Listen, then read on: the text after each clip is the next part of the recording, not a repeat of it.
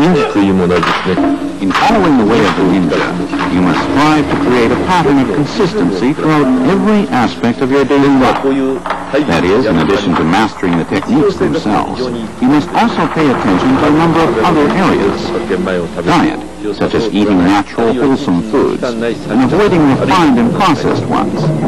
Exercise, like walking several hours a day, or developing the body through stretching exercises. In this way, you create for yourself a particular style of living that suits you best. In fact, it is only once you have formed such a base that the techniques of unarmed combat, weaponry, and others can acquire their full meaning.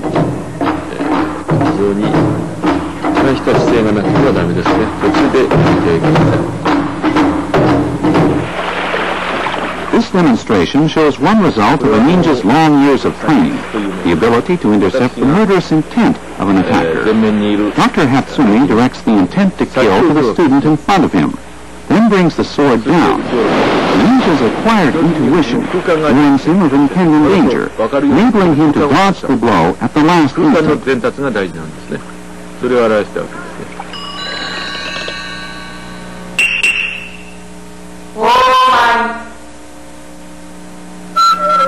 This sequence shows some of the fundamental movements of ninja technique, movements developed in perfect harmony with the natural rhythms of the body.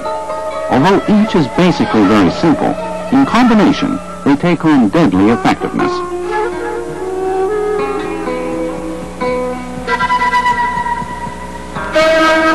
Although Dr. Hatsumi appears to be using the upper half of his body to throw his attackers, in reality, he is relying primarily on foot and leg work, that is, on the lower half.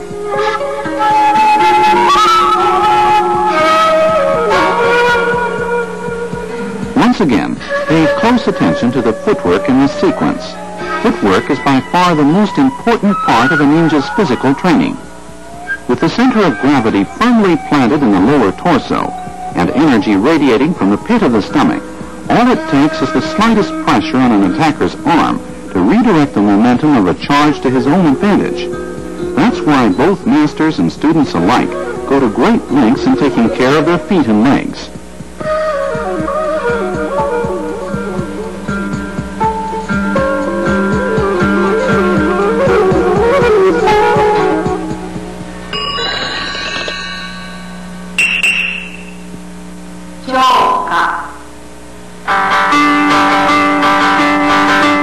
Traditional Japanese umbrellas are important parts of many techniques used by kunoichi, or female ninjas.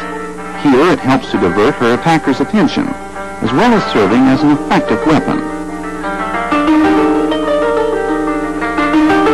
The kunoichi also uses her traditional wooden sandals to deliver painful blows to a number of vital points.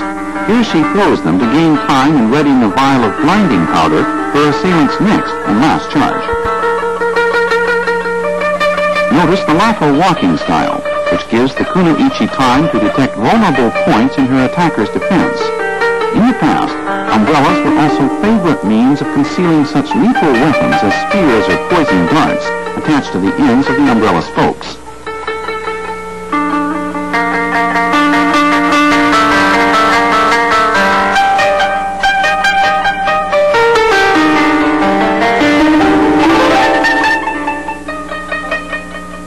One of the most vital parts of a ninja's training is developing ingenuity in defeating an opponent. Notice how the kunoichi opens the umbrella to conceal her attack, making it all the more effective when it comes. Next, she uses the tip of the umbrella to deliver an upward strike. Also observe how many vital points she hits with the sandals: elbows, knees, tops of the feet, and shins, all in the same motion.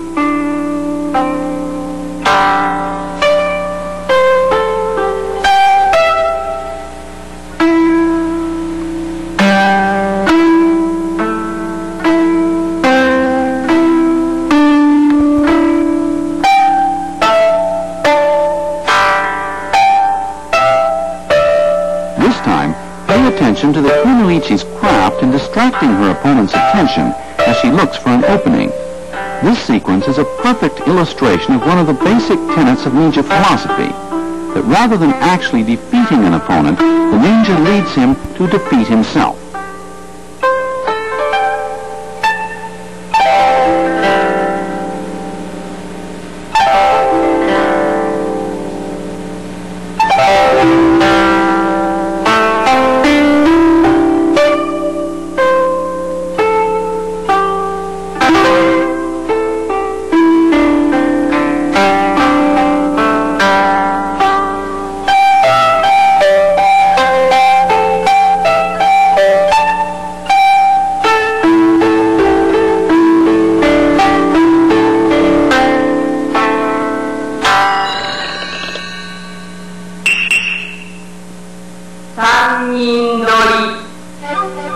sequence, you'll notice that Dr. Hatsumi does not actually grasp any of his attackers.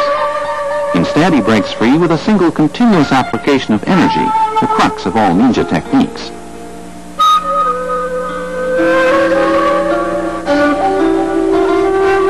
Once free, success depends on his ability to disrupt his opponent's physical as well as mental energy flow.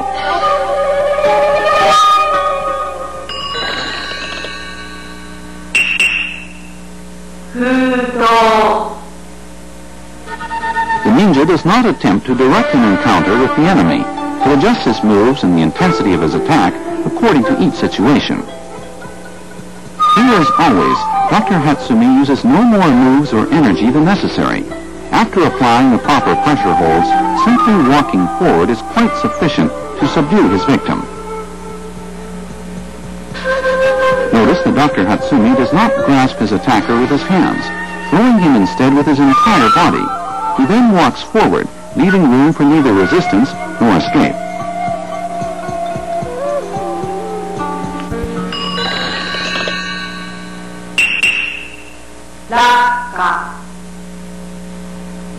This move also illustrates the importance of legs over hands in deciding the outcome of an encounter. Now let's take a look in slow motion.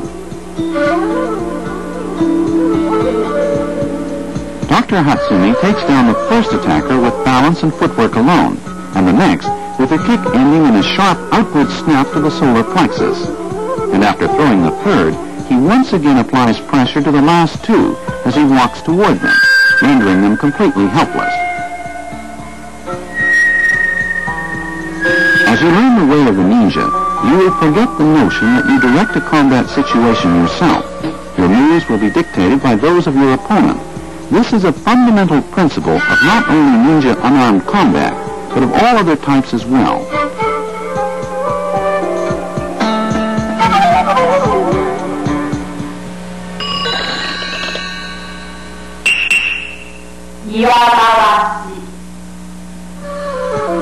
In meeting the two opponents you see here, Dr. Hatsumi secures a firm handhold, then circles to the right to immobilize both of them. Since ancient times, unarmed combat has been considered the basis of the art of war in Japan.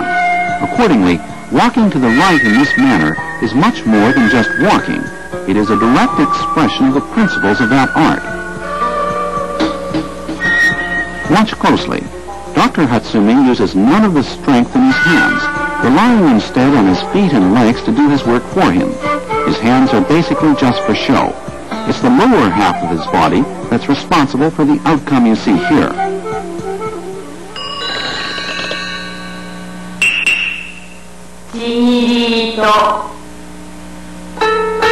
Although the kuno-ichi demonstrating these moves uses a sash containing blinding powder, a rock or other heavy object is also acceptable. This is yet another example of ninja ingenuity in turning the most ordinary of everyday objects into effective means of self-defense and survival. As her attacker's head snaps backwards, the kuno-ichi kicks the back of the knee to send him spinning as he falls. She then slips the sash around the next assailant's arm, using his momentum to slam the blinding powder into his face. Next, she secures the sash around his neck.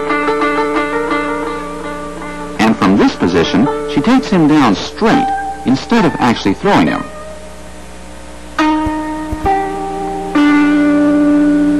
Especially for the kuno-ichi, ninja art is anything but a test of strength. In fact, the basic strategy of combat techniques for women is to strike with ferocity while feigning weakness. Of course, women are at a great disadvantage in terms of strength when facing the male adversary. However, by mastering ninja techniques, they can neutralize this and other disadvantages, as you see here.